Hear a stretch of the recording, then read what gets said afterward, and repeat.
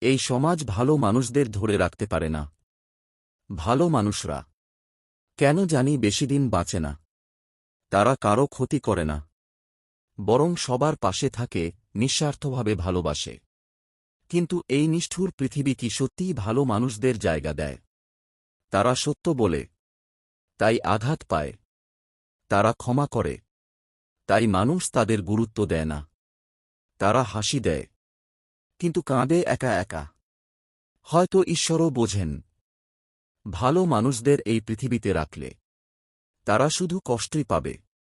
তাই তিনি টেনে নেন নিজের কাছে। কারণ সেখানে কষ্ট নেই, নেই মিথ্যে, নেই ফাঁকি। ভালো মানুষরা চলে যায়, কিন্তু রেখে যায় ভালোবাসা। আর একটা প্রশ্ন, ভালো হয়ে কি কোনো লাভ আছে?